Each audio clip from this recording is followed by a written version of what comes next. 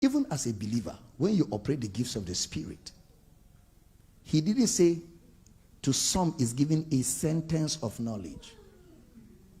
He said a word of knowledge, word of wisdom, not sentence, not details of knowledge. So even when the gifts of the Spirit are in operation, they don't give details. Once a man is bringing details, suspect him. Why no details? Because it's supposed to be, God won't expose your secrets to another person. Because God has a responsibility to protect your privacy. God doesn't go around disgracing people and exposing people. No, God doesn't have that character. He's a loving father. And every loving father will protect the secrets of his children. True or false? That's God. So he won't open your life to a prophet. That the prophet is who? That the prophet is who now? So once a man of God begins to enter details of your life, that's sorcery. That's not a spirit of God. That's not a spirit of God. Even the woman at the well, nobody was there. It was Jesus and her alone. And even then, Jesus didn't go into details. He just said you have 4 husbands and the 5th one is not. Oh, he must be the Messiah. That's where he stopped. He didn't go into other issues.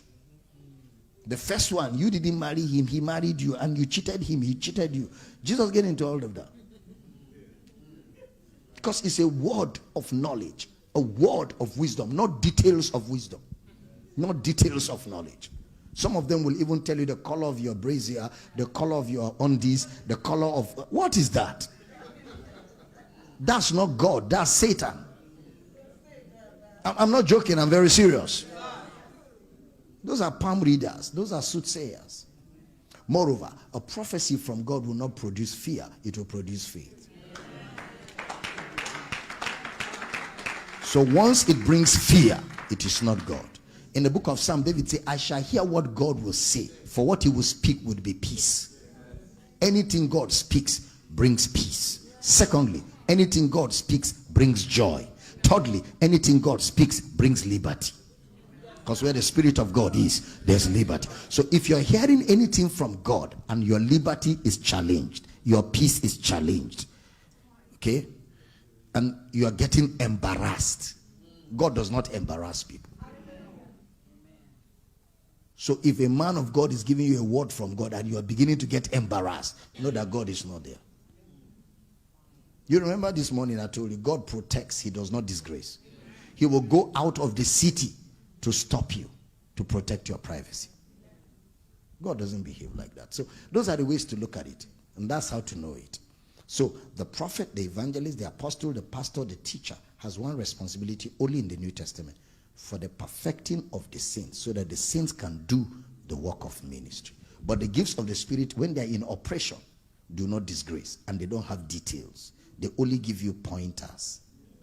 Sometimes you hear a man of God will say, thus saith the Lord, I have spoken to you concerning those specifics.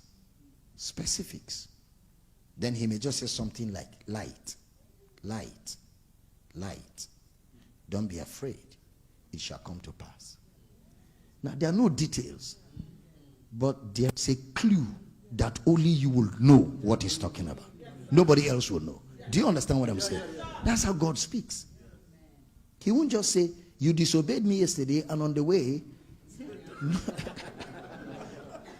your sins and iniquities, I will remember them again no more. So when there is a remembrance of mistakes, it's not God.